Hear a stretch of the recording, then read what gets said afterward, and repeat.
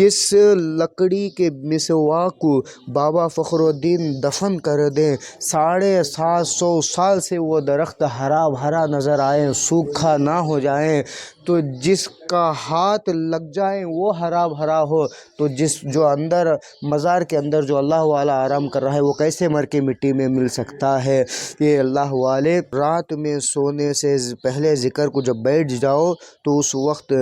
جہاں تم رات گزارنے کے لیے بیٹھو گے وہاں بازو میں یہ مسواک نصب کر دینا۔ جب صبح میں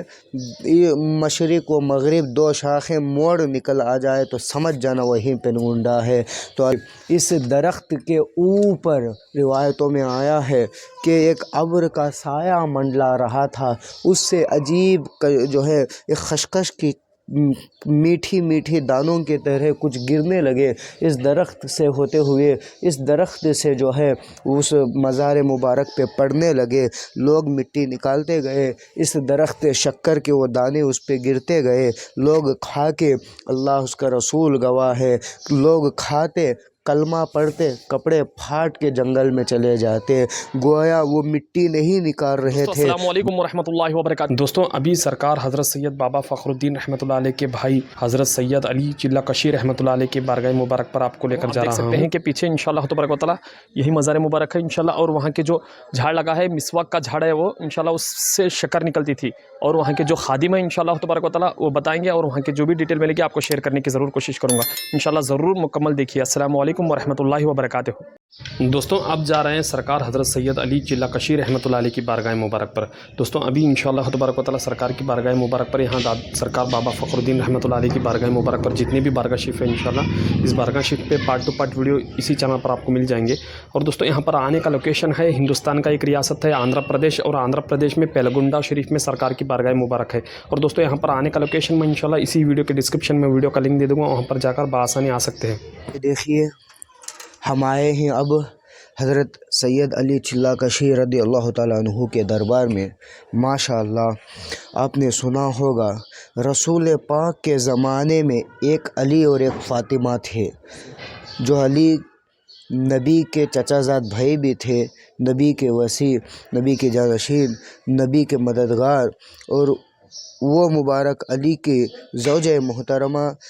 وہ بیٹی نبی کی تھی جس کو رسول پاک نے فرمایا الفاطمہ بضعۃ منی، فاطمہ میرے جگر کا ٹکڑا ہے۔ تو اسی نسل سے، اسی خاندان سے تعلق رکھنے والا یہ جوڑا، ایک سید علی چلہ کشی ہیں تو ایک فاطمہ رومی ہیں۔ جب ماں باپ ویسے ہوں تو بیٹے اور جو ہے دلہا دلہنیں ایسے پیدا ہوتے ہیں۔ تو یہ ہے حضرت سید علی چلہ کشی جن کے آپ مزار کی زیارت کر رہے ہیں،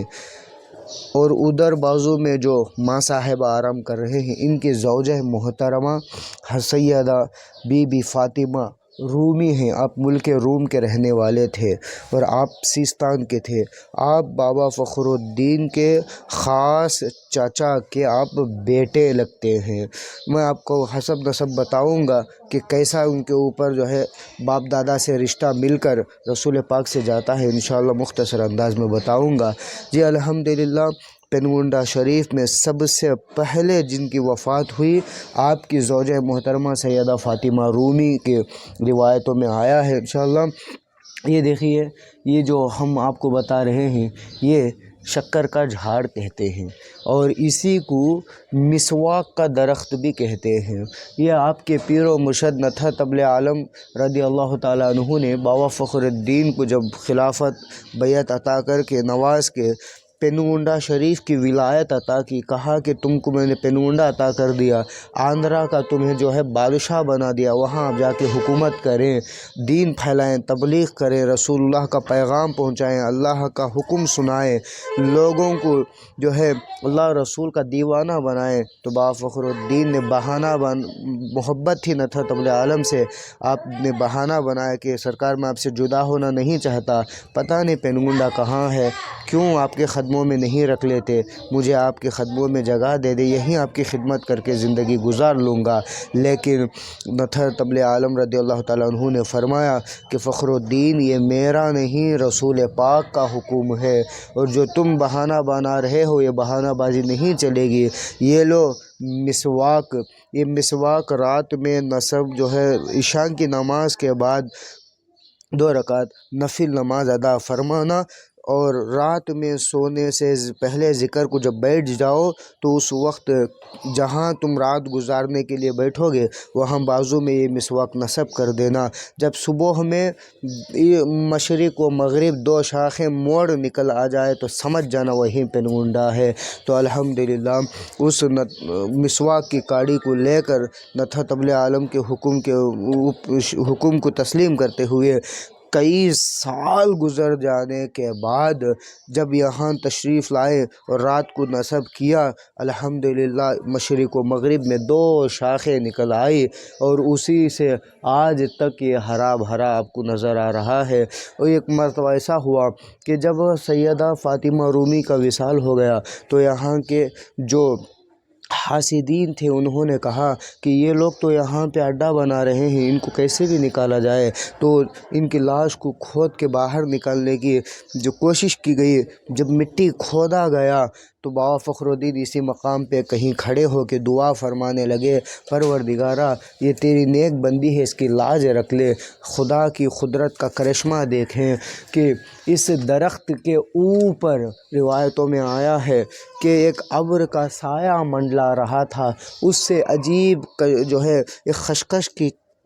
میٹھی میٹھی دانوں کی طرح کچھ گرنے لگے اس درخت سے ہوتے ہوئے، اس درخت سے جو ہے اس مزار مبارک پہ پڑنے لگے۔ لوگ مٹی نکالتے گئے، اس درخت شکر کے وہ دانے اس پہ گرتے گئے، لوگ کھا کے، اللہ اس کا رسول گواہ ہے، لوگ کھاتے، کلمہ پڑھتے، کپڑے پھاٹ کے جنگل میں چلے جاتے، گویا وہ مٹی نہیں نکال رہے تھے۔ میں کہتا ہوں بابا فخر الدین کی دعا سے اپنے دل کا جو میل اور زنگ تھا وہ نکال کے اللہ کا بندہ، بابا فخر الدین اللہ کا نیک بندہ بنا رہے تھے۔ یہ وہ مبارک درخت ہے جس سے کئی 100 سال تک شکر گرا کرتی تھی، اسی لیے اس کو شکر کا درخت بھی کہتے ہیں۔ یہ بس ہماری کم نصیبی کئی جو ہے سالوں سے تقریباً اب جو ہے بند ہو گئی ہے۔ بعض روایتوں میں یہ بھی آیا ہے کہ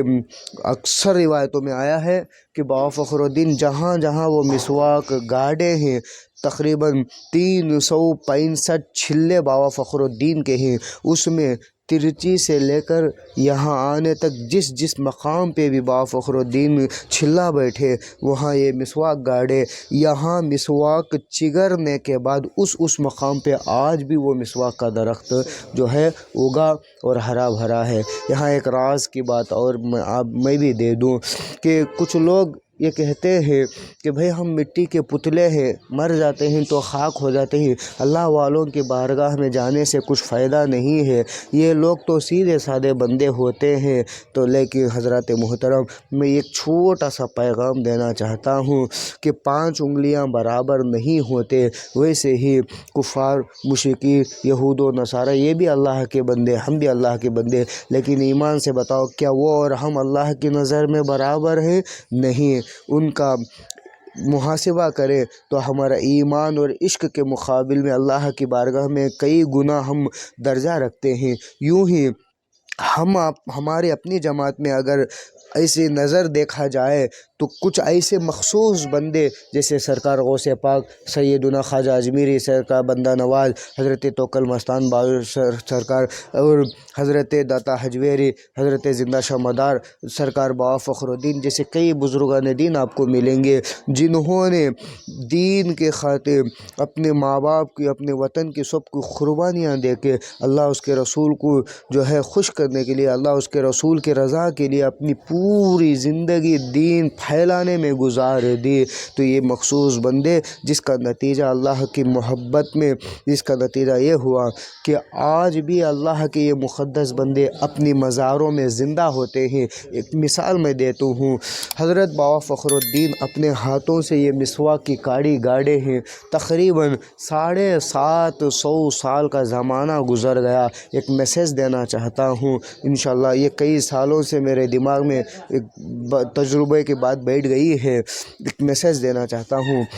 جس لکڑی کے مسواک کو بابا فخر الدین دفن کر دیں، 750 سال سے وہ درخت ہرا بھرا نظر آئے، سوکھا نہ ہو جائیں، تو جس کا ہاتھ لگ جائے وہ ہرا بھرا ہو، تو جو اندر مزار کے اندر جو اللہ والا آرام کر رہا ہے وہ کیسے مر کے مٹی میں مل سکتا ہے؟ یہ اللہ والے